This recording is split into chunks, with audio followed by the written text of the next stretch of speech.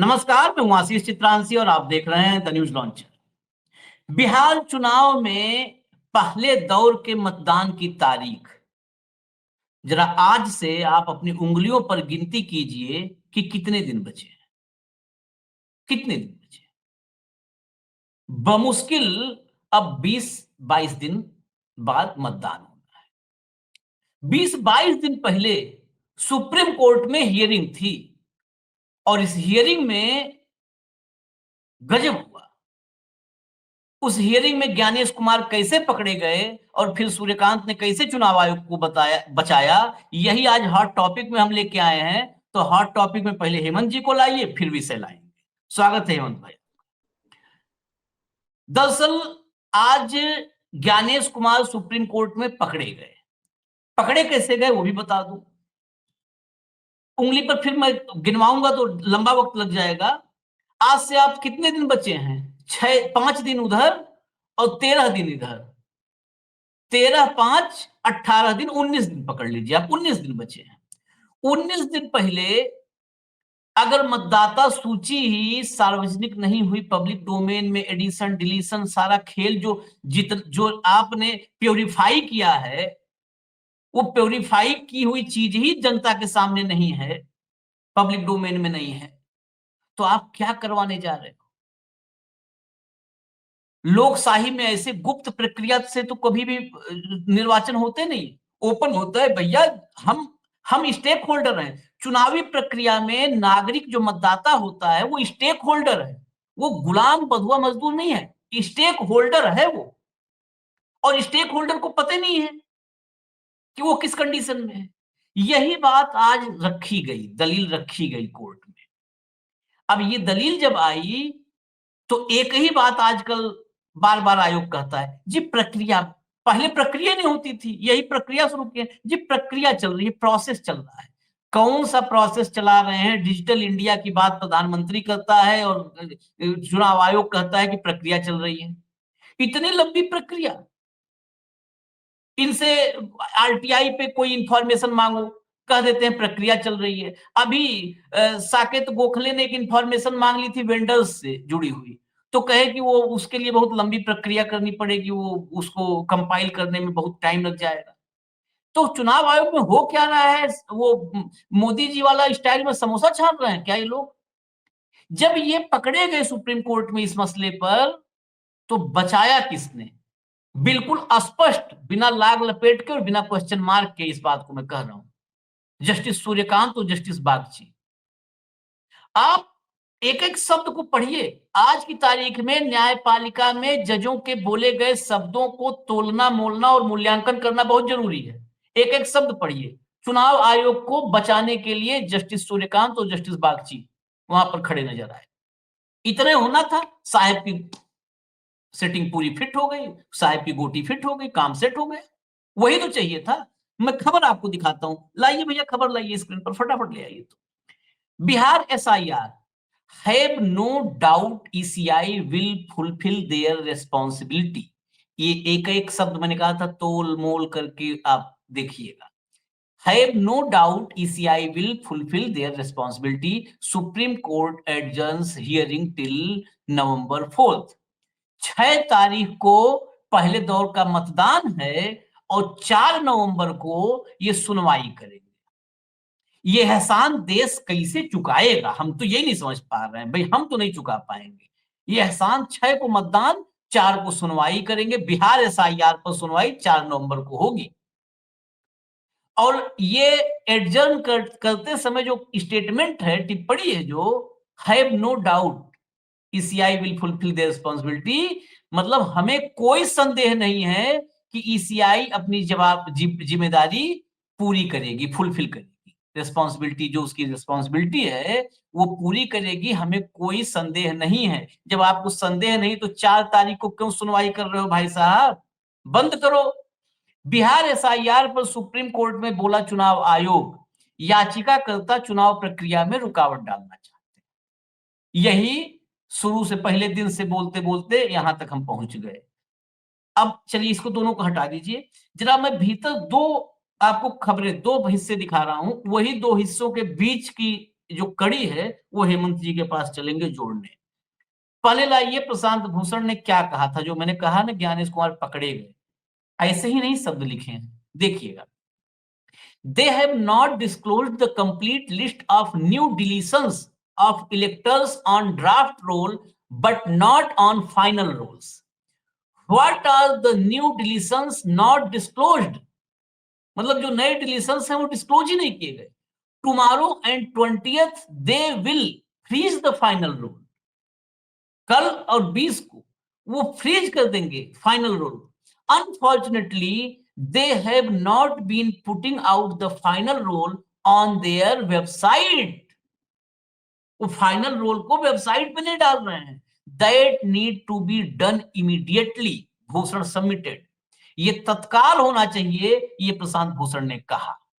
अब जब प्रशांत भूषण ने कहा वकील ने, तो इसके जवाब में अगर दूसरा वकील जो चुनाव आयोग के द्विवेदी जी थे वो कहते कि चुनाव आयोग पर संदेह मत करिए, तो कोई बात नहीं थी। हमारे परम आदरणीय भावी सीजेआई जस्टिस सूर्यकांत ने क्या कहा वो पढ़िए। We have no doubt that they will fulfil their responsibility and they are bound to publish. We are not closing the matter. मतलब सीधा सीधा हमें कोई संदेह नहीं है कि चुनाव आयोग अपनी रिस्पॉन्सिबिलिटी पूरी करेगा। इस बारे में हमको कोई संदेह, रत्ती भर संदेह नहीं है। वो पब्लिश करने के लिए बाउंड है और अभी हम क्लोज नहीं कर रहे हैं। ये यही मैं कहा ना कि ये एहसान को चुकाने के लिए क्या करना पड़ेगा वो भी बताई दिए होते एक टिप्पणी में। हेमंत भाई, अब ये दो दो बातें हैं। मुझे लगता है इस दो बात के बाद, वैसे तो अगर दर्शक इन दो बातों दोनों को एक एक शब्द समझ ले तो हम लोग को कुछ नहीं बोलना है, लेकिन फिर भी आप जरा दोनों को जोड़ करके बकायदे इसके एक एक तार को खोलिए। आशीष भाई नमस्कार, आपको दर्शक साथियों को भी। देखिए, पहले दिन से 10 जुलाई से लेकर के आज तक हमारी इस मामले में 9 डिबेट हुई, मैं आज देख रहा था, और 9 की 9 में वही हुआ जो हमने 10 जुलाई को कहा था। और वो बात क्या थी, और वो आज फिर मौजूद है इस पूरे मौके पर। कोई बाकी शक हो किसी को तो वो भूल जाए इस बात को। पहले दिन से एक ही चीज थी कि सुप्रीम कोर्ट और चुनाव आयोग टाइम पास कर रहे। उनका एकमात्र मकसद जो था वो चुनाव आयोग और सरकार की मदद करना था। अब इसमें कोई शक नहीं बच गया है अपेरेंटली।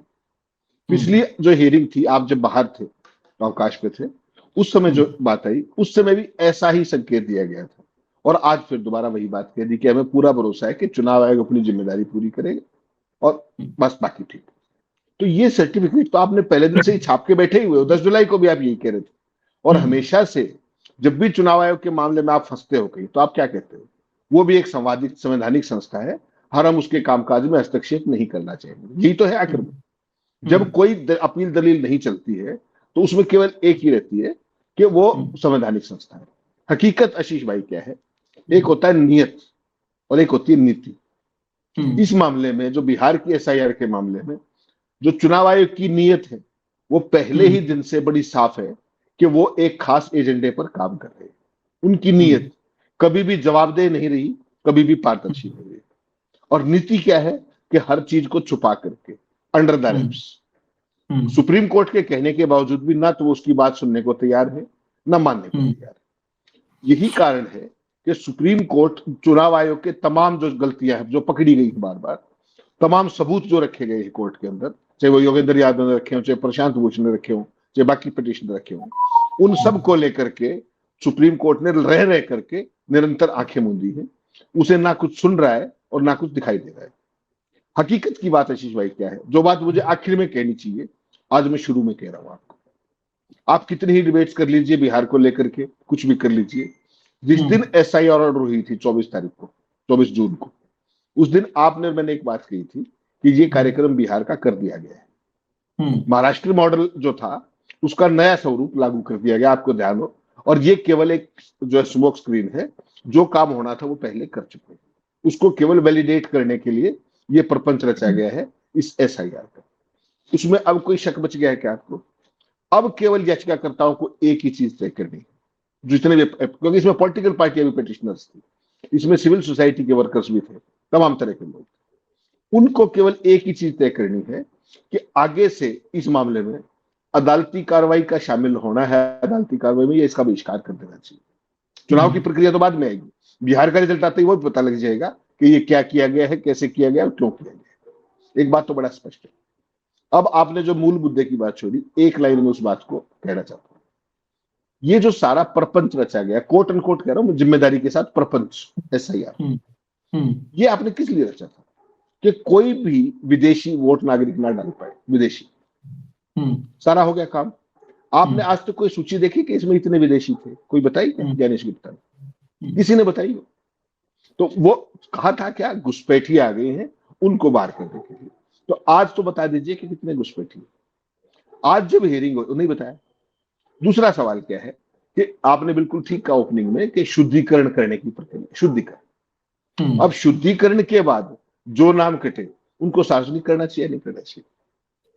और जो नए नाम जुड़े उनको सार्वजनिक करना चाहिए, नहीं करना चाहिए? एक फेस में कल जो है, पहला फेस के लिए जो 6 तारीख को वोटिंग है, उसकी जो वोटिंग लिस्ट है वो कल शाम को सील हो जाएगी, सीज कर दे। उसके बाद ना जुड़ेगा ना घटेगा। ठीक, जब वो सीज हो जाएगी, उसके बाद जब आपको यही नहीं पता कि इस लिस्ट में कौन है कौन नहीं, तो फिर चुनाव क्या कराएंगे? चुनाव आयोग ने सूची अपने लिए बनाई है, जनता के लिए बनाई? चुनाव आयोग के पास तो सारी चीजें जनता को मिलनी चाहिए, नहीं मिलनी चाहिए?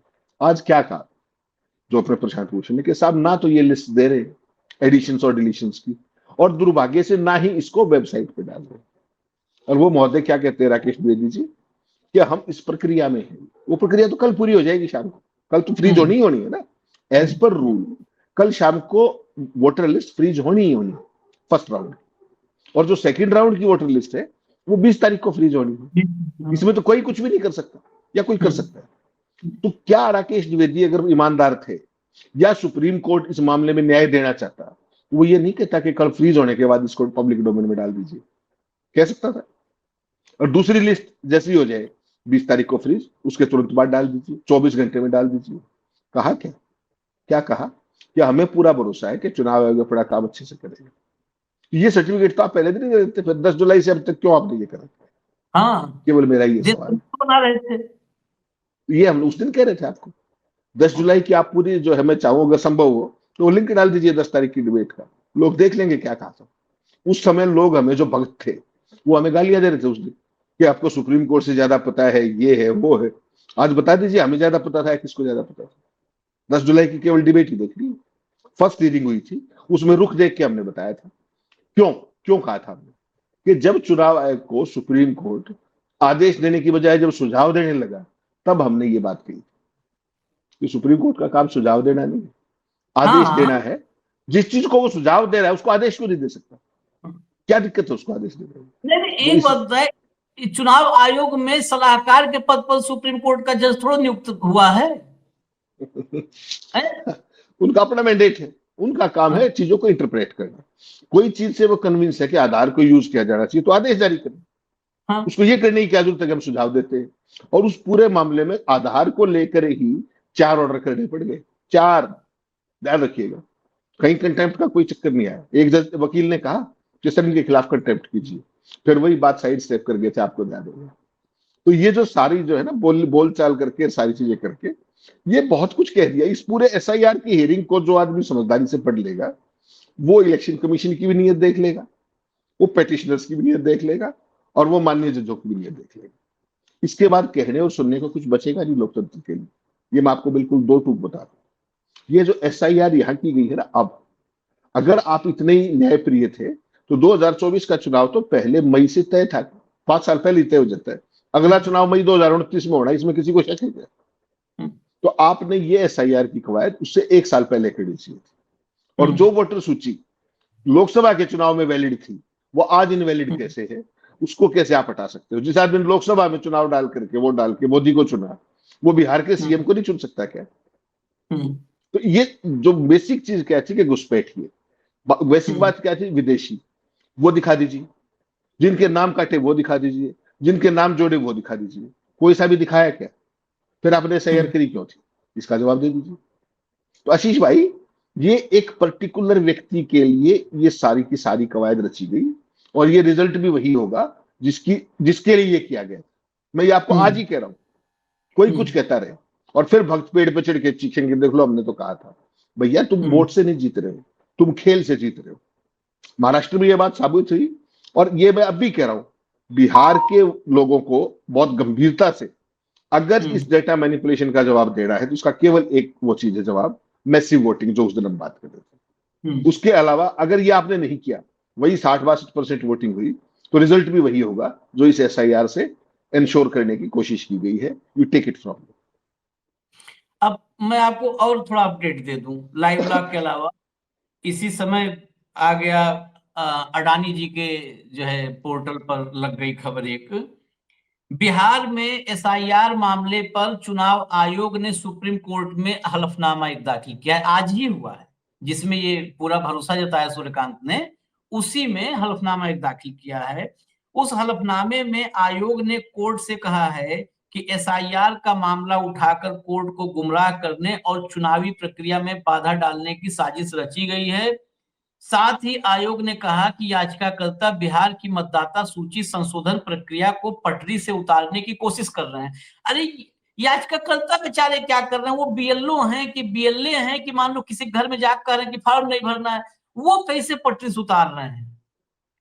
मतलब ये पता ही क्या है, उनसे कहा जा रहा है मतदाता सूची आप दे दो भैया, जरा दिखा दो। ये देश के खिलाफ साजिश कर रहे हैं भाई साहब, डिलीटेड वोटर दिखा दो। ये जो है मोदी जी के खिलाफ साजिश कर रहे हैं भाई साहब, जो ऐड किया है वो दिखा दो। आज चुनाव आयोग जो है, चुनाव आयुक्त हमारे बहुत मेहनत करने जा रहे हैं और प्रेस कॉन्फ्रेंस करके बताएंगे या सूत्र बताएंगे। पूछा क्या जा रहा है, हम लोग क्या कहावत है, हंसियक बियाह में खुरपिक गीत। शादी हंसिए की थी और गाना खुरपिक चला दिया, वही वाला है। पूछा कुछ जाता है, देखिए हलफनामा सोचिए, इस संवैधानिक निकाय है उसका हलफनामा। आयोग ने कोर्ट को बताया कि याचिकाकर्ताओं का उद्देश्य बिहार में चल रही एसआईआर प्रक्रिया को विघटित और बाधित करना है।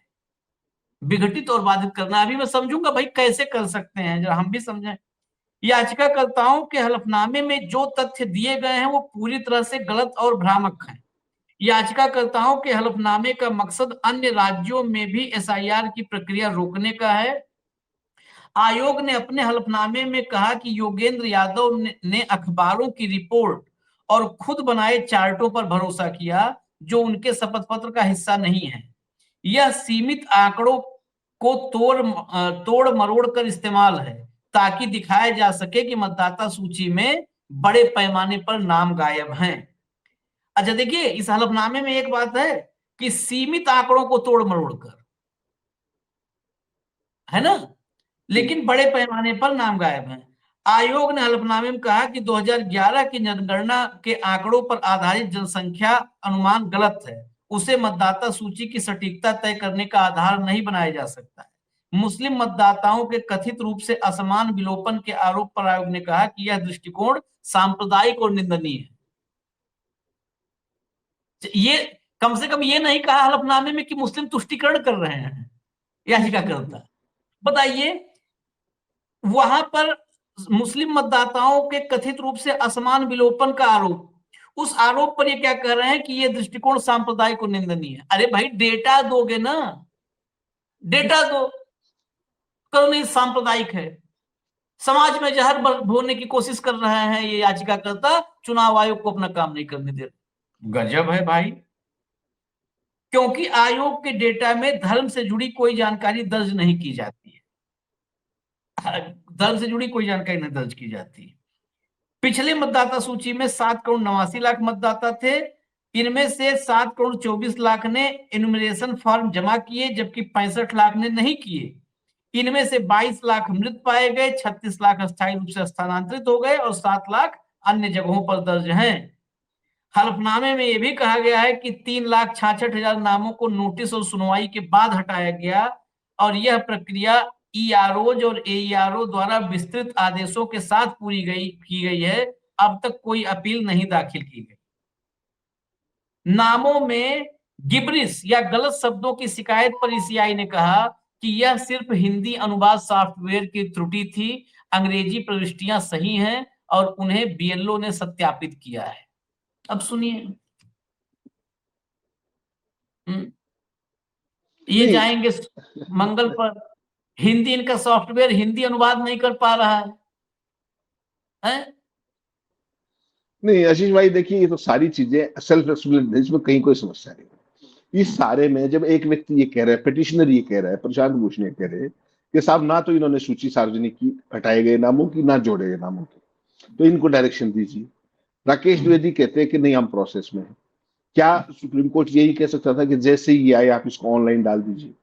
उन्होंने क्या कहा कि हमें भरोसा है कि ये करेंगे, इसको वो अपनी जिम्मेदारी निभाएंगे, ये प्रकाशित करने के लिए बाध्य हैं, हम इस मामले को बंद नहीं कर रहे। आप बंद नहीं मामले कर, तो खुले मामले में आपने क्या कर लिया जो बंद नहीं कर रहे? आप लोग 4 तारीख की तारीख फिक्स कर दी और 6 नवंबर को वोटिंग है। अगर वो कुछ करे भी गए तो कोई कहां जाएगा?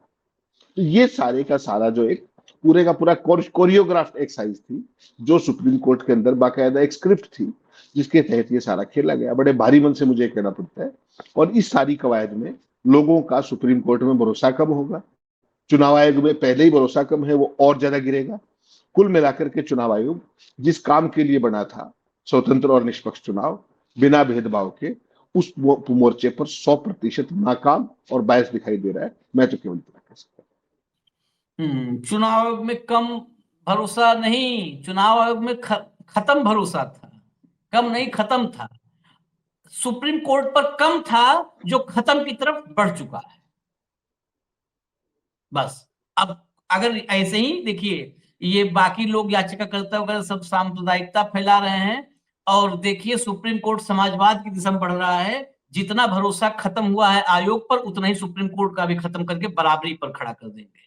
ये भेदभाव अलग अलग संवैधानिक संस्थाओं में नहीं रहे, दोनों पे बराबर भरोसा करिए, एकदम सब खत्म भरोसा।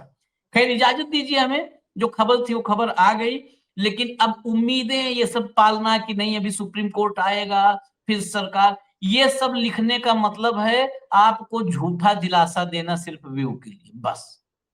और झूठे दिलासे में हम कतई नहीं यकीन रखते हैं, व्यू आवे चाहे ना आवे।